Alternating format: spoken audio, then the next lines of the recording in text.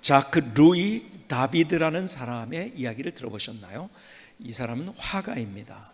그리고 이 사람의 유명한 그림은, 여러분이 파리를 가신 분, 유럽 여행을 요즘 많이 가시는데 파리에 가면은 누구나 들리는 루브르 박물관에서 가장 유명한 그림, 신고전주의라고 이야기를 하죠. 그러니까는 그리스 로마 시대로 다시 그 회귀해서 그 사람이 그린 그림의 메시지는 그 그리스 로마 시대에 있었던 사건을 중심으로 해서 이 시대에 던져주는 메시지를 그린 그러한 아주 절제가 있고 이성적인 그런 그림을 그렸던 그런 신고전주의의 화가입니다.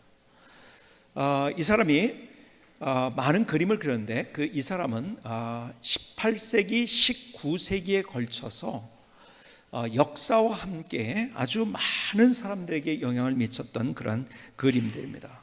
그 그림 가운데서 유명한 그림은요, 초기에 그가 그렸던 루이 16세에 의해서 명령을 받아서 한번 로마 시대 때 그런 이야기들 한번 그림을 그려봤으면 좋겠다. 그래서 그가 그렸던 그림이 호라티우스의 형제들이라는 그림입니다. 형제들의 맹세라는 그림입니다. 맹세하는 장면인데, 그것이 아버지 앞에서 그 형제들이, 호라티우스 형제들이 맹세를 합니다. 아주 결의에 차 있습니다. 아버지도 아주 왜요? 전쟁에 나가려고요. 그런데 그 옆에는 그의 부인들과 어머니가 너무 침통한 마음으로 울고 있어요. 남자들은 결의에 차 있는데 간다는 거죠. 그래서 이 그림이 그 당시 굉장히 센세이션을 일으켰는데, 왕을 중심으로 해서 군주제를 옹호했던 사람들에게는, 그래, 이렇게 군주에게 맹세하는 거야, 그 메시지가 담겨 있다고 굉장히 사람들이 거기에 열광을 했고, 군주제를, 왕제도를 이제 옹호했던 사람들은 그렇고요. 그 다음에 또 한 종류의 사람이 있었는데, 아니다, 왕정이 되면 안 되고 군주제가 되면 안 되고 이제 공화제로 가야 된다. 그래서 이 호라티우스 형제들의 맹세는 바로 이 공화정을 지지하는 그런 메시지가 이 안에 담겨져 있다. 그래서 그 그림에 열광을 했습니다. 똑같은 글이지만은 해석이 달랐고, 그리고 그 당시에 바로 이제 그 그림을 그릴 때의 상황이 어떤 상황이냐면, 미국이 독립을 하고 그 다음에 아직은 루이 16세에 의해서 프랑스는 통치가 될 때고, 그리고 그 그림 이후에 여러분들이 잘 아시는 프랑스 대혁명이 일어났습니다. 그래서 그 그림을 그 당시에 다 다른 사람들이 자기 입장에서 그렇게 로마 시대의 역사를 이해하는 그러한 그림이 되기도 했습니다. 이 다비드라는 사람은요, 특별히 이 공화제를 열렬한 지지자였으면서 동시에 이 사람은 나폴레옹의 열렬한 지지자였습니다. 이제 공화정으로 만들어지면 거기에서 이제 공화정이 막 그 시끄럽고 그 다음에 혼란일 때 나폴레옹 사람이 나오게 되지 않았습니까? 근데 그때 이제 막 나폴레옹이 나오기 전에 또 하나의 그림을 그렸는데, 사비니의 여인들이라는 그림입니다. 로마 시대 초창기의 역사를 그린 거죠. 로마 사람들이 그때 당시는 아주 도시국가도 안 될 정도로 조그만 마을 같은 로마였지만은, 그런데 여자들이 없어서 아기를 못 낳는 거예요. 그래서 사빈이라는 족속을 쳐들어가 가지고서 여자들을 납치해 왔죠. 그리고서 아내를 삼습니다. 그러니까 그걸 보고서 나중에 이제 사비니에서 사람들이 쳐들어오죠. 그래서 전쟁이 일어납니다. 근데 이 여인들이 자기를 구출하러 온 사람들을 지지하는 것보다 자기를 납치했던 로마 사람들을 옹호하면서 그러면서 이제 그 편에 드는 거예요. 그래서 아기도 낳고 또 살다 보니까는 남편과 정이 들고, 아마 그래서 그랬던 거라고 생각이 되어지죠. 그래서 그 사이에서 이러지 말고 싸우지 말라고 하면서 화해를 외치는 사비니의 여인들의 그림을 그리면서, 그 프랑스 혁명이 된 다음에, 그 다음에 프랑스 혁명 이후에 그 공화정이 만들어지면서 거기에서 혼란된 그런 틈에 우리가 이래서는 안 된다는 그런 메시지를 던진 그런 그림이었습니다. 근데 저는 이 앞에 그림은 안 보여드리고 이 그림이 오늘에는 중요한 그림이기 때문에 여러분에게 그 다음 그림 하나를 여러분에게 보여드리려고 하는데요. 그 다음 여러분들이 아시는 대로 루이 16세에 의해서 프랑스가 지배되다가 프랑스 혁명이 일어났죠. 그래서 공화정이 시작됐습니다. 공화정이 혼란한 그 틈에 다시 일어났던 영웅 하나가 있는데 그 사람의 이름이 나시입니다. 누굴까요? 네, 나폴레옹이죠. 나폴레옹. 이 나폴레옹이 일어났어요. 아주 나폴레옹이 열렬한 지지자입니다. 그래서 이 사람이 그림을 하나 그렸는데, 다비드라는 사람이 그림을 그렸는데, 지금 제가 얘기한 것들은요 굉장히 유명한 그림이라서 만약에 여러분 프랑스에 가서 루브르 박물관을 갔는데 이거 본 기억이 없다 그러면 루브르 박물관 간 게 아닙니다. 다시 가시기 바랍니다. 간 게 아닙니다. 자, 그 다음에 그린 그림이 있는데 알프스 산을 넘는 나폴레옹입니다. 자, 그 그림을 보겠습니다. 자, 그림의 전체 이미지가 아주 역동적인 그런 느낌이 여러분들이 드시죠? 그렇죠? 그림을 보면 저기에 있는 사람의 이름이 누굴까요? 역시 수준이 있으셔요. 그림을 보고 누군지를 아세요. 자, 나폴레옹입니다. 전체 그림 속에서 주는 이미지가 있죠. 이 나폴레옹이 가지고 있는 능력, 이것을 참 보여주는 그림인 것 같은. 왜요? 이 말도요 아주 활기 있고 그리고 능동적이고 그리고 열정적인 그런 아주 그냥 튀어나가는 모습을 그리고 그 위에 타고 말을 조종할 뿐만 아니라 그 가지고 있는 그 메시지가 두려움 없이 전진하는 나폴레옹의 모습. 그런데요 여기에 중요한 것이 있는데 그의 손, 그 다음에 그의 망토를 잘 보시면 방향을 가리키면서 나를 따르라는 거죠. 내가 이리로 간다, 이게 맞다, 나를 따르라. 그리고 그는 전 세계를 정복합니다. 그렇죠? 그는 영웅이었습니다. 그 당시에 영웅이었습니다. 그리고 다비드가 이 영웅을 칭송하기 위해서 야, 나폴레옹이 이렇게 대단한 사람이다 하는 이야기를 그리기 위해서 이 그림을 그린 거야. 이 안에 있는 그 그림이 내가 맞다, 손과 망토와 이런 거 두려움 없이 그냥 가는 이 사람은 영웅입니다. 자, 그런데요, 자, 영웅이라는 것, 세계를 정복했어요. 그렇죠? 그 당시에 유럽을 다시 정복한 것이요. 전체를 평정을 했어요. 그런데 영웅 하나가 나타나면 어떤 현상이 일어나는지 아십니까? 수많은 사람이 죽고 다치고 그리고 문제가 생기고 가정이 파괴되고 영웅 이면에 가진 그러한 많은 수많은 눈물 나는 그러한 이야기들. 역사의 영웅들은 다 그래요. 여러분 진시황 얼마나 대단한 사람입니까?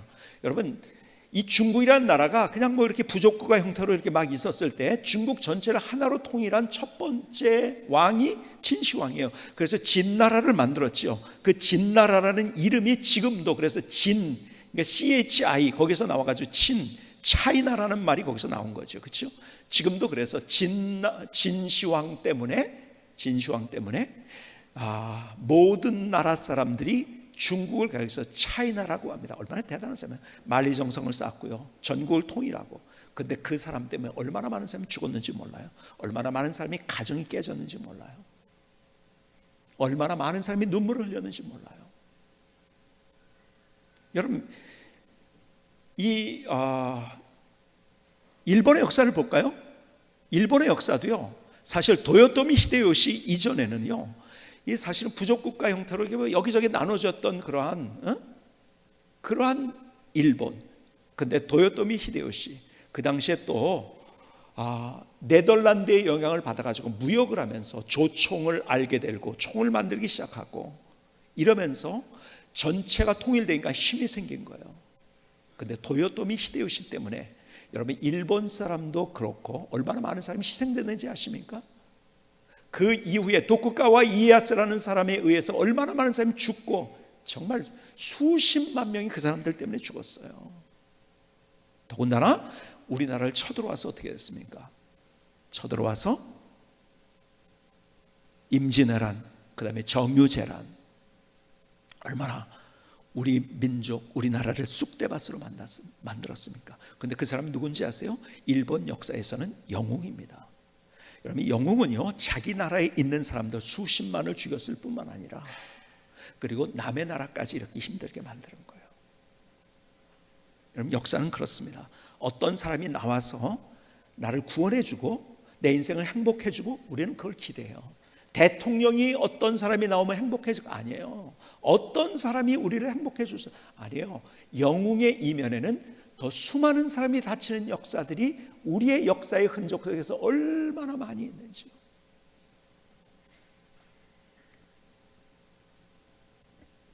그래서 그러나 결국 나폴레옹도 어떻게 됐죠?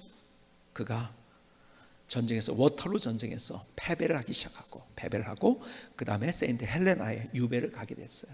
그래서 어떤 사람이 앞선 다비드의 알프스를 넘는 나폴레옹이란 그림을 이렇게 다시 그렸어요.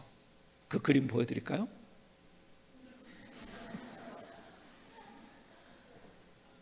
가만히 보니까 그림을 잘 그린 것 같아요. 왜냐하면 하나님 보시기에는 앞선 그림처럼 보이지만 하나님 보시기에는 저런 그림이라는 거죠. 그렇죠? 나폴레옹이 결국 세인트 헬레나에서 그가 유배를 가서 마지막 그의 고백, 마지막 그의 마디 가운데 하나, 그는 이렇게 얘기합니다. 나는 총과 칼로 세계를 정복하려고 했지만 실패했다. 그러나 나사렛 예수, 십자가에 죽어간 예수는 오직 사랑으로 세계를 정복했다. 유명한 말을 남겼어요. 다 해본 사람이 그게 아니었구나. 그런데 우리는 이 얘기에 귀를 기울이기보다는 그 영웅담에 훨씬 더 귀를 기울입니다. 그리고 나도 그렇게 다른 사람을 앞서가야겠다. 적자생존의 원리를 이야기하는데 나폴레옹 같은, 진시황 같은, 도요토미 히데요시 같은 그런 사람들처럼 좋은 사람, 그 사람은 영웅입니다. 근데 그들은 실패자였습니다. 그리고 구원도 못했어요. 그리고 수많은 사람들에게 눈물을 줬습니다. 여러분, 그런데 예수님은 그림을 그릴 때, 예수님에 대한 그림을 그릴 때 사람들이 어떤 그림을 제일 많이 그렸을까요? 예수님에 대한 그림은 많이 있지만 그 중에 가장 많은 그림은 뭐에 대한 거예요? 십자가입니다. 십자가에 달리신 예수님. 말을 탄 나를 따르라 멋지게 두려움 없이 막 앞에서 전진하는 그런 모습이 아니에요. 그것은 실패자의 모습이에요. 머리를 늘어뜨리셨어요. 고통 중에 계십니다. 십자가에서 돌아가셨어요. 예수님의 그림은 여기에 집중이 되어 있고, 그래서 기독교의 상징처럼 여겨지는 것, 이것이 십자가입니다. 그렇죠? 그래서 우리 교회 뒤에도 십자가가 있어요. 여러분, 이 십자가, 이 의미를 아십니까? 여기 이렇게 해놓은 거, 우리가 앞에 뒤에 있는 누드 콘크리트라고 하죠. 그래서 투명하게 그냥 꾸며내지 않은 모습으로 내가 주님 앞에 오자는 의미가 있어요. 이것 가운데. 그리고 이렇게 좀 십자가가 이렇게 떨어져 있죠. 이것은 상처받은 주님의 몸, 우리를 위해서 목숨을 내어주신 그 이미지가 이 안에 담겨 있는 거예요. 아셨나요? 그분은 상처받으시고 어쩌면 실패자같이 보이는 십자가, 그건 그분의 상징이에요. 말을 탄 모습이 아니에요. 그래서 그분이 우리의 구원자라는 거예요. 오늘 그 얘기를 하려고 해요. 여러분과 함께 예수님이 어떤 분으로 우리에게 오셨는가? 그분은 나폴레옹이 아니었어요. 그분은 알렉산더가 아니었어요. 시저가 아니셨어요. 예수님은 우리에게 어떤 분으로 오셨는가? 오늘 이 이야기를 문둥병자, 나병 환자를 고쳐주신 예수님의 모습을 통해서 예수님이 어떤 분인가를 우리에게 말씀해 주고 있는가, 이것을 오늘 여러분과 나누려고 하는 거예요. 여러분, 예수님께서 마태복음 5장에 보니까는 산에 올라가셨어요. 왜? 말씀을 증거해 주시기 위해서. 어떤 말씀? 보배와 같은 말씀. 그래서 마태복음 5장, 6장, 7장은 산에 올라가셔서 산상수훈이라고 불려지는, 혹은 산상보훈이라고 불려지는 그런 말씀, 그 말씀하셨어요. 3장에 걸쳐서. 그래서 마태복음 5장은 이렇게 얘기합니다. 5장 1절로 3절, 예수께서 무리를 보시고 산에 올라가 앉으시니, 산에 올라가셨어요. 그렇죠? 앉으셨어요. 제자들이 나온지라 입을 열어 가르쳐 이르시되 심령이 가난한 자는 복이 있나니 천국이 그들의 것이며. 여기서부터 주님의 말씀을 전하셨으면 산상수훈, 산상보훈, 보배와 같은 말씀을 주신 거예요. 그런데요, 자, 그게 몇 장에 걸쳐 있다고요? 5장, 6장, 7장, 그렇죠? 그래서 7장 마지막 28절은 이렇게 얘기합니다. 이 말씀을 다 들은 사람들의 반응을 이렇게 합니다. 예수께서 이 말씀을 마치심에 무리들이 그의 가르침에 놀라니. 그리고 8장 1절로 넘어가면서 바로 예수께서 산에서 내려오시니 수많은 무리가 따르니라. 이 모습을 여러분이 머릿속에 그려보세요. 산에 올라가셔서 정말 기가 막힌 산상수훈의 말씀을 전해주셨어요. 그리고 거기에서 사람들이 그 말씀을 듣고 내려옵니다. 그리고 첫 번째 그 다음에 행하신 기적이 이 나병 환자를 고쳐주는 거예요. 자, 그런데 보세요. 그 사이에서 마태복음 7장 28절에는 이렇게 말씀합니다. 이 말씀을 마치심에 무리들이 그의 가르치심에 뭐라고요? 놀라니. 뭐라고 표현합니까? 가르치심에 놀랐다는 거예요. 가르치심에 놀랐다. 기적도 있었지만 그들이 놀란 것은 그분의 가르침이었어요. 여러분, 사람들은 예수님의 기적보다 주님의 선포한 말씀에 더 관심이 있었고 그것에 더 놀랬다는 거예요. 여러분, 예수님께서는 말씀도 전하시고 그 다음에 기적도 행하셨어요. 근데 두 개 중에서 뭐가 더 중요할까요? 1번 기적이 중요하다, 2번 말씀이 더 중요하다. 아니, 그냥 표현이 그냥 중요한 것이 아니라 훨씬 더 중요한 건 뭘까요? 1번 기적, 2번 말씀. 뭘까요? 여러분, 기적은 진리가 아니에요. 그렇죠? 하나님의 말씀이 진리인 거예요. 더 중요한 것은 기적이 아니라 말씀인 거예요. 예수님께서 그 말씀을 증거하셨어요. 진리의 말씀을 선포하셨어요. 그렇기 때문에 그분이 행하신 것은 그냥 단순히 기적 자체로 끝나는 것이 아니라고 했죠. 그것을 통해서 우리에게 주시는 하나님의 말씀이 그 안에 기적 속에는 담겨져 있다는 거예요. 그냥 단순히 나병 환자를 고쳤구나, 거기서 끝나는 것이 아니라 이것을 통해서 주님께서 무엇인가 하나님의 말씀을 또 가르쳐 주시려고 하는 거예요. 시청각적으로 우리에게 가르쳐 주시려고 하는 거예요. 그것이 뭔가. 자, 그러면서 오늘 본문에는요, 우리가 이미 다 읽었지만은 그 나병 환자를 고쳐 주십니다. 그러면은 그 산상수훈의 말씀을 기가 막히게 주신 후에, 말씀하신 후에 왜 그 다음에 나병 환자를 고쳐주셨을까? 그 의미가 뭘까? 왜 제가 말씀드렸죠. 늘 성경을 볼 때 그냥 지나가지 말고 영적인 호기심을 가지고 왜라는 질문을 하라고 했어요. 왜 고쳐주셨을까요? 이것은 예수님의 이 기적은 예수님의 메시지가 담긴 기적이었어요. 구약과 신약을 함께 보면요, 구약에서는요, 나병이 뭔지 아세요? 그것은 부정한 병이라고 이야기를 합니다. 그 병에 걸린 것은 왜 걸렸냐? 죄를 지었기 때문에. 죄 때문에 하나님의 진노를 상징하는 것이 나병이었었어요. 한센병.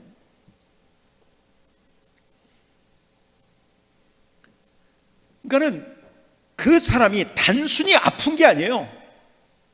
지금 유대인들이 가지고 있었던 이미지는 뭐냐면 그건 죄예요. 그 죄가 해결되기 전에는 문둥병은 날 수가 없는 거예요.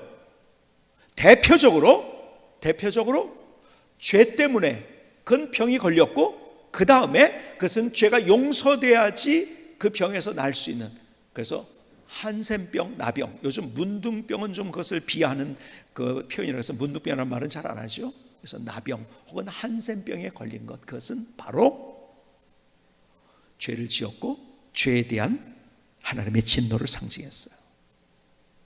그렇다면 자, 그 당시에 예수님의 말씀을 듣고 그 다음에 그 기적을 경험한 사람들 입장에서 오늘 이 사건을 한번 보시겠습니까? 분명히 저건 죄가 용서되지 않으면 고칠 수 없는 병이에요. 그런데 예수님께서 그 나병 환자를 고쳐주셨어요. 그 안에 담긴 의미가 뭘까요?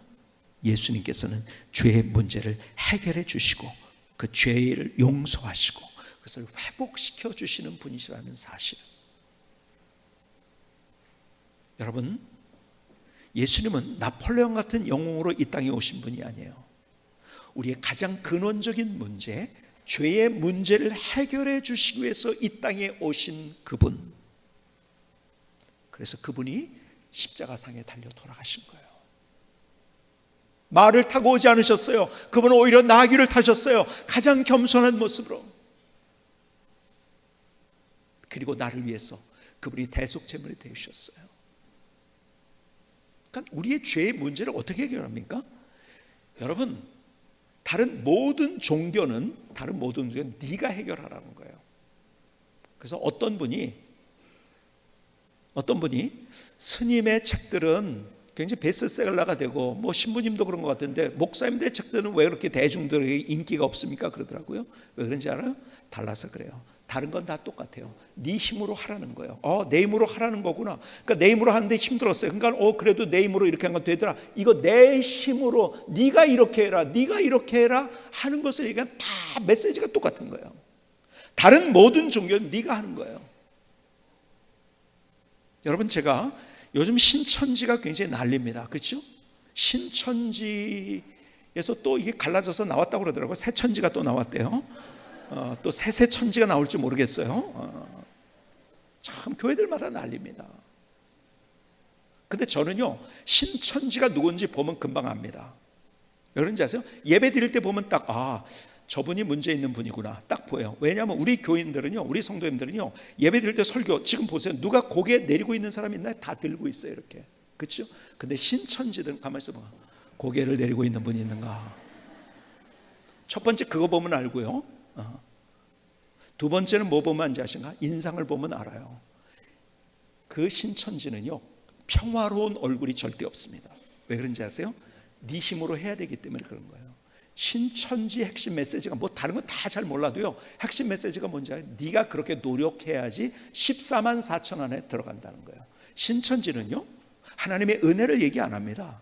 네 노력을 얘기하는 거예요. 그러니까 그거 하려고 가출을 하고요, 막 그냥 밤새도록 그냥 막 있는 힘을 다해서 14만 4천 안에 들어가려고. 근데 14만 4천 이제 벌써 넘었대요. 그래서 또 이제 교리가 바뀌어지고요. 그래도 한 번 그 안에 빠지면 미혹의 영에 빠져서 그게 나오기가 힘들어요. 참. 다른 모든 것들은 네 힘으로 하라는 거야. 근데 성경은 네 힘으로 안 된다는 거예요. 근데 계속 사람들 내 힘으로 된다는 거예요. 왜? 진화론이니까요. 적자 생존에 오니까 내가 해야지, 내가 해야지. 성경은 그렇게 안 해요. 다른 종교는 제가 말씀드렸죠. 물에 빠졌어요. 물에 빠졌는데요, 허우적거리고서 내가 죽게 생겼어요. 그래서요, 다른 종교에서 자비란 단어는 있어요. 자비. 물에 빠져 죽는데 저거 안 됐다, 저거 어떡하지? 불쌍하고 자비로운 마음은 있어요. 근데 네가 하라는 거예요. 야, 너 오른발을 이렇게, 왼발을 이렇게, 손을 이렇게. 근데 성경에는 우리에게 은혜를 얘기합니다. 은혜. 뭐예요? 은혜는 우리에게 거저주는 선물이에요. 내가 할 수 없는데. 자비가 아니에요. 은혜예요. 예수 그리스도가 우리를 대신해서 내가 받아야 될 죄의 형벌을 받을 수 대신 죽으시고 우리를 살려주신 거예요. 그러니까는 은혜란 단어는 우리밖에 없는 거예요. 그러니까 네가 했는데 다 아니다, 너는 못해. 그러면요, 모든 사람이 왜 못해? 그러고 달려드는 거예요. 결국 그것을 언제 아는지 아세요? 왜 못해? 내가 할 수 있어. 니체도 신은 죽었다 그러면서, 자라투스트라는 이렇게 말했다 해서 신은 죽었다, 교회는 신의 무덤이다 막 이러고 있어. 결국 자기가 못하고 미치광이에 대해서 죽었잖아요. 네가 해, 네가 할 수 있어, 너는 영웅이 될 수 있어, 네가 초인이야 막 하니까 좋아가지고 그래 결국 아무것도 아닌 거예요. 근데 사람이 거기에 열광을 하지, 너 못해 여기에 열광하지 않는다는 거예요. 아세요? 근데 내 죄의 문제 내가 할 수 있어요? 해결할 수 있어요? 안 되는 거야. 내가 못하는 걸 아신 거야. 그래서 하나님께서 우리를 사랑하셔서 우리에게 은혜를 주신 거예요. 어떤 은혜? 내가 할 수 없는 것을 선물로 주셨어요. 뭘로? 십자가로 말미암아. 예수님이 그런 분이라는 거예요. 자, 그들의 이미지 속에, 유대인들의 이미지 속에는 저기 아병 환자, 저거는 죄를 지은 거야. 그래서 저주를 받은 거야. 근데 그걸 고쳐주셨어? 아하, 예수님이 누군가? 죄의 문제를 해결해 주는 분이라는 거지. 그래서 골로새서 2장 13절은 이렇게 얘기합니다. 또 범죄와 육체의 무할례로 죽었던 너희를 하나님이 그와 함께 살리시고 우리의 모든 죄를 사하시고, 우리의 모든 죄를 사하셨어요. 무엇을 통해서? 십자가를 통해서. 여러분, 그래서 우리가 율법으로 우리의 행위로 구원받는 게 아니라는 것. 근데 다른 모든 종교와 이단은 다 똑같아요. 로마서 3장 20절에 이렇게 말씀합니다. 그러므로 율법의 행위로 그의 앞에 의롭다 하심을 얻을 육체가 없나니 율법으로는 죄를 깨달음이니라. 내가 노력해서 안 된다는 거죠.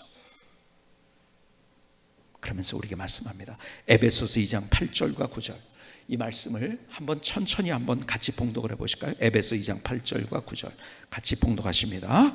너희는 그 은혜에 의하여 믿음으로 말미암아 구원을 받았으니 이것은 너에게서 난 것이 아니요 하나님의 선물이라. 행위에서 난 것이 아니니 이는 누구든지 자랑하지 못하게 함이라. 너희는 그 은혜에 의하여 믿음으로 말미암아 구원을 받았으니 이것은 너에게서 난 것이 아니요 하나님의 선물이라.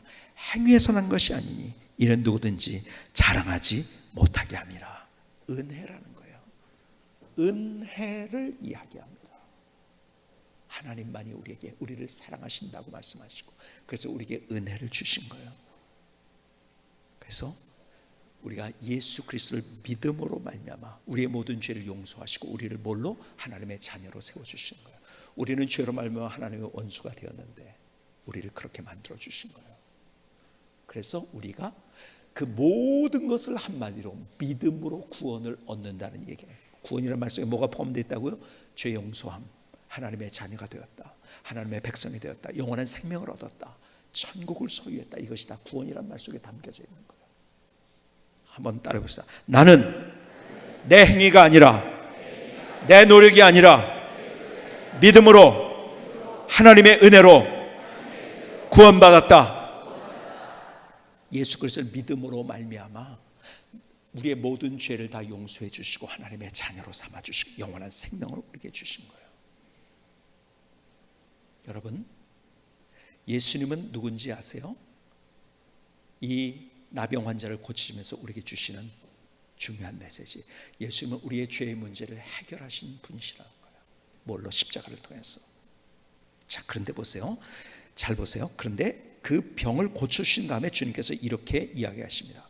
마태복음 8장 4절에 보니까 예수께서 이르시되 삼가 아무에게도 이르지 말고 다만 가서 제장에게 내 몸을 보이고 모세가 명한 예물을 드려 그들에게 입증하라 하시니라. 자, 보세요. 여기서 고쳐주실 뿐만 아니라 구약에 있는 대로 하나님의 법도를 따라서 네가 이렇게 하라는 이야기랍니다. 이 안에 담긴 메시지가 뭘까요?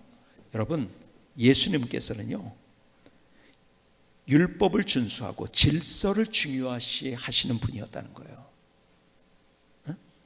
레위기 14장 2절 보니까 나병 환자가 정결하게 되는 날의 규례는 이러하니 곧 그 사람을 제사장으로 데려갈 것이요 하면서 주님께서 구약 율법에서 얘기했던 그대로를 행하게 하신다는 거예요. 자, 여기에서 이 말이 무슨 얘기일까요? 자, 우리의 인생의 큰 그림을 보여봅시다. 나는 죄로 말미암아 소망이 없었어요. 진노 아래 있었어요. 그렇죠?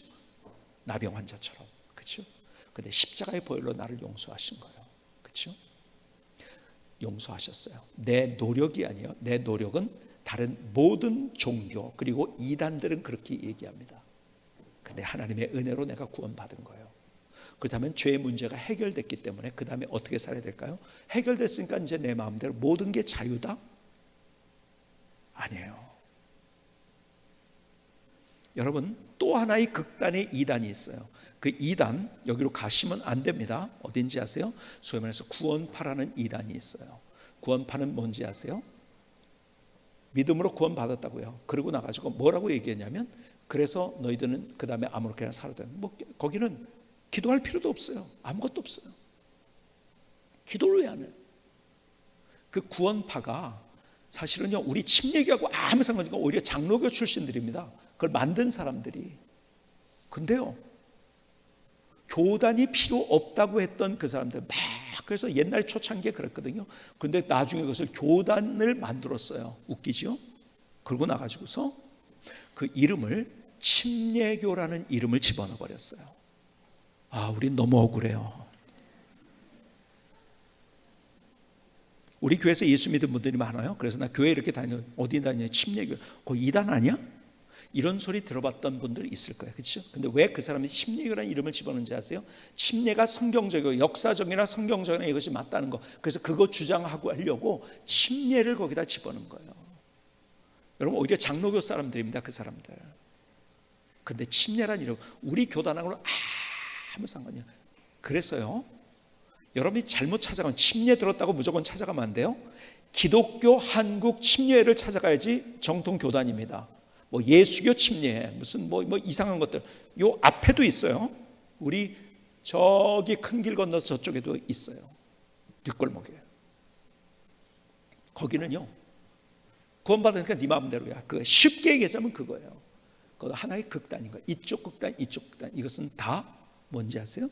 그것은 다 이단인 거예요. 자, 정말 하나님께서 우리에게 말씀하시는 거예요. 뭔지 아세요? 내가 예수 그리스도의 보혈의 피로 구원받았어요. 그렇기 때문에 나는 하나님의 자녀가 됐어요. 그렇죠? 하나님의 백성이 된 거예요. 그러면은 하나님의 백성으로서 하나님의 나라를 누리기 위해서는 어떻게 해야 된다고요? 하나님의 말씀을 따라서 살아가는 거예요. 구원받기 위해서 그런 것이 아니라 순서가 중요한 거예요. 하나님이 우리를 그렇게 은혜로 구원하였기 때문에 그 은혜에 감격하면서 하나님의 원리를 따라 살아가는 것. 여러분, 그게 중요한 거예요. 여러분, 형식주의가 되면 안 됩니다. 근데 형식을 포기하면 안 됩니다. 자, 여기 물이 있어요. 물을 담을 수 있는 것. 물 때문에 잔이 생긴 거예요. 그렇죠? 잔은 형식이에요. 그러나 내용을 담을 수 있는 형식이 있어야 돼요. 아, 내가 구원받았으니까 뭐 주일 안 지키면 어때? 아이고 내가 이렇게 하면 어때? 그게 아니라는 거예요. 많은 현대인들이 그렇게 하고 있다는 거예요. 그래서 요즘 그런 얘기죠. 예수 믿는데요. 근데 예수 믿는데 이런 교인들이 많죠. 가나안 교인이라고 많이 들어보셨죠? 가나안 교인 못 들어보셨어요? 표정이 한 번도 못 들어본 표정으로 저를 바라보시는데, 가나안을 거꾸로 하면 뭐예요? 안 나가 교인. 교회는 안 나간대요. 물론 교회가, 여러분, 예수님 오신 날까지 교회는 저기요, 이게 뭔지 아세요? 병원입니다. 영적인 병원이야. 그래서 환자들이요, 저를 포함해서 다 환자입니다. 사실은 주님 앞에 우리가 영화로운 모습으로 바뀌어지기 전까지는 성숙의 과정이 있지요. 저를 포함해서 다 환자들이에요. 그래서 문제 있어요. 갈등도 있고. 그래도 교회를 통해서 하나님이 우리를 성숙시키기 위해서 그렇게 말씀. 그러니까 예를 들자면 그런 형식을 우리가 포기하면 안 된다는 거예요. 주님께서 그렇게 하신 거예요. 주님이 형식을 포기하신 분이 아니라는 거예요. 그렇죠? 형식주의를 배척하셨어요. 형식주의는 뭐야? 왜 교회 나와요? 구원받기 위해서 아니에요. 그리고 막 형식주의에 빠진 사람은요, 내가 이렇게 하니까 한 번도 안 받았으니까 빠진 사람 정죄합니다. 내가 이거 하니까 너는 왜 그렇게 안 해? 형식주의들이에요. 그게 누구의? 바리새인들입니다. 그게 아니라는 거죠. 우리가 구원받았기 때문에 하나님의 나라를 더 누리기 위해서는 하나님의 방법, 하나님의 말씀, 하나님의 율례를 따라서 우리의 길을 걸어갈 때 기가 막힌, 미국 가면 모든 게 반대라고 말씀드렸잖아요. 그렇죠? 911, 119도 반대예요. 114, 411도 반대예요. 근데 미국에서 어떻게 해야 돼요? 미국을 누리려면, 미국 사람이 한국을 누리려면요, 한국에 가서 아무리 911로 화만 나는 거예요. 그렇죠?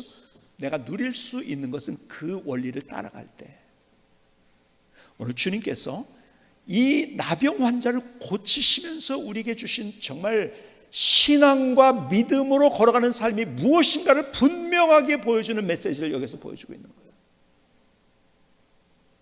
그래서 우리가 예수 그리스도의 보혈의 피로 우리가 구원받았어요. 그래서 이제는 하나님의 자녀 백성이 됐기 때문에 하나님의 자녀 백성답게 우리의 길을 걸어가야 된다는 거예요. 그 큰 그림을 우리에게 보여주고 있어요. 그러면서 오늘 여기에서 주님께서 우리에게 보여주시는 정말 중요한 것 또 한 가지, 마태복음 8장 2절에 보니까 이렇게 말해요. 한 나병 환자가 나와 절하여 이르되 주여 원하시면 저를 깨끗하게 하실 수 있나이다 하거늘. 8장 3절입니다. 그 다음에 예수께서 손을 내밀어 그에게 어떻게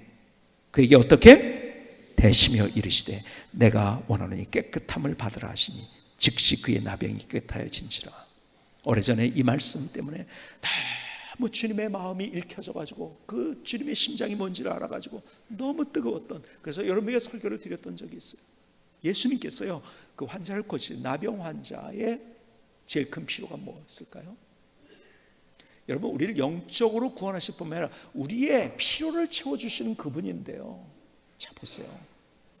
그냥 앞서 지난주에 말씀드린 왕의 신하의 아들을 고쳐줄 때 집에도 안 갔어요. 그렇죠? 만나지도 않았어요. 그 말씀으로 하셨어요. 그런데 주님께서 나병 환자는 그의 몸에 손을 대셨어요. 타치를 해주셨어요. 예수님의 타치. 여러분, 나병 환자가 나타나면요 다 뒤돌아섭니다.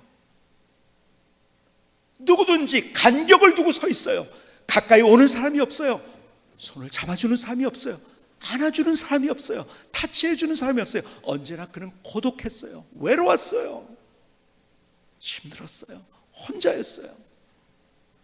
나병 때문에도 힘들었지만은 더 힘든 것은 아무도 자기와 관계하지 않는다는 거예요. 아무도 자기를 타치해주지 않는다는 거예요. 그 안에 있는 외로움, 주님이 그걸 아셨다는 거예요. 고쳐지는 것도 중요하지만은 그가 마음속에 가진 상처가 뭔지, 그의 사연이 뭔지, 그의 눈물이 뭔지, 그의 아픔이 뭔지, 그의 고통이 뭔지 그걸 아신 주님이시라는 거예요. 우리를 십자가의 보혈로 구원하셔서 우리의 구원자가 되셨을 뿐만 아니라 내 삶의 구석구석에 나와 함께 하셔서 나를 그렇게 터치하시는 주님. 나병 환자에 가지고 있었던 마음을 아무도 몰랐어요. 근데 주님은 아셨어요. 여러분, 내가 가진 마음을 누가 다 이해할까요?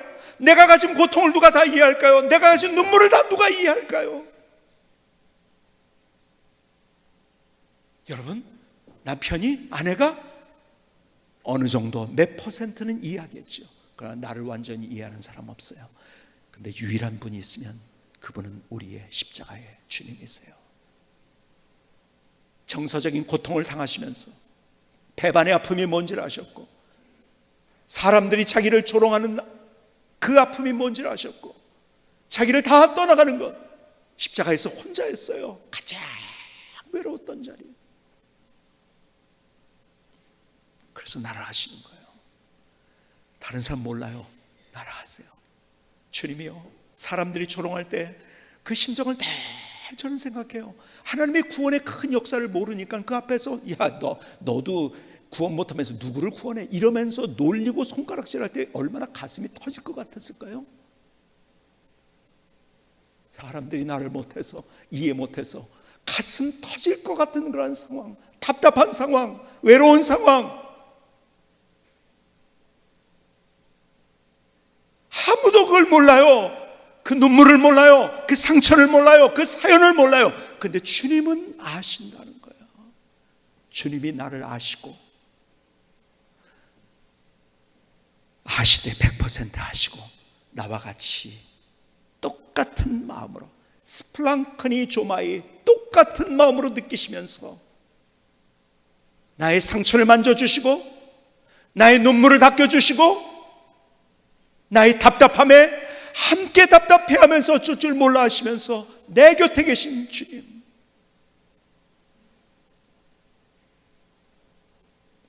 오늘 나병 환자를 고치시면서 주님께서 우리에게 주시는 메시지, 주님의 마음, 주님의 심장이 이거예요. 주님께서 나를 그렇게 인도해 주신다는 거예요. 주님이 나를 구원하셨기 때문에 더 우리가 주님 앞에 나가면서 정말 주님의 뜻대로 살려고 할 때 모든 것이 다 순조롭게 되나요? 아니에요. 그렇지 않지만 그래서 때로는 눈물을 흘릴 때가 있고 아파할 때가 있고 넘어질 때가 있지만 내 손을 잡아주시고 내 마음을 만져주시는 그분, 나를 그렇게 주님께서 터치하시기를 원하신다는 거예요. 그분이 손을 대셨어요. 몸에도 손을 대셨지만 그의 마음에 손도 대셨어요. 그를 터치하셨어요. 그래서 우리가 늘 주님의 십자가의 은혜를 바라보는 거예요. 나를 구원하신 십자가, 나를 위로하신 십자가, 나를 회복시켜 주시는. 그래서 우리의 희망은 언제나 십자가예요. 우리의 희망은 십자가예요. 그래서 십자가 앞에 우리의 모든 것들 다 내려놓는 거예요. 김승규 선교사님의 찬양을 들으시겠습니다.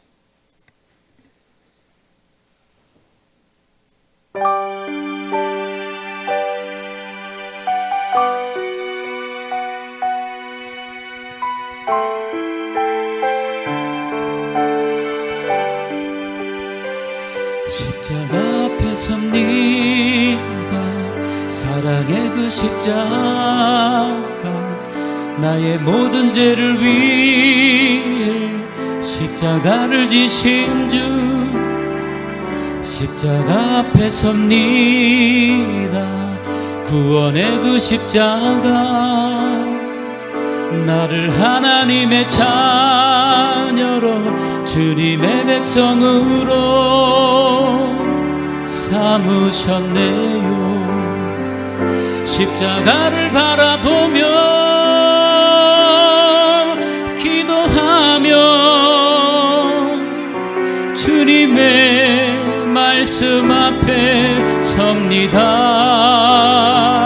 진리는 기적이 아니고 말씀이 진리입니다.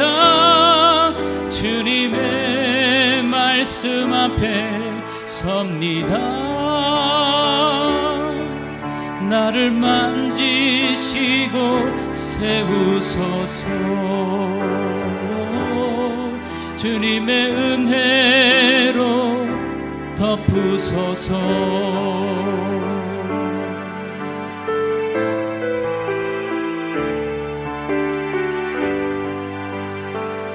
십자가 앞에 섭니다. 사랑의 그 십자가, 나의 모든 죄를 위해 십자가를 지신 주. 십자가 앞에 섭니다. 구원의 그 십자가, 나를 하나님의 자녀로 주님의 백성으로 삼으셨네요. 십자가를 바라보며 기도하며 주님의 말씀 앞에 섭니다. 진리는 기적이 아니고 말씀이 진리입니다. 주님의 말씀 앞에 섭니다. 나를 만지시고 세우소서. 주님의 은혜로 덮으소서. 주님의 은혜로 덮으소서.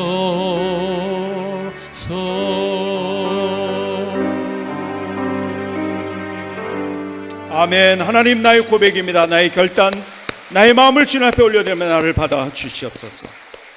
그래서 우리의 삶 가운데 늘 우리의 희망이 뭐가 되어야 되는지 아십니까? 십자가의 은혜가 우리의 희망이 되어야 되는 거예요.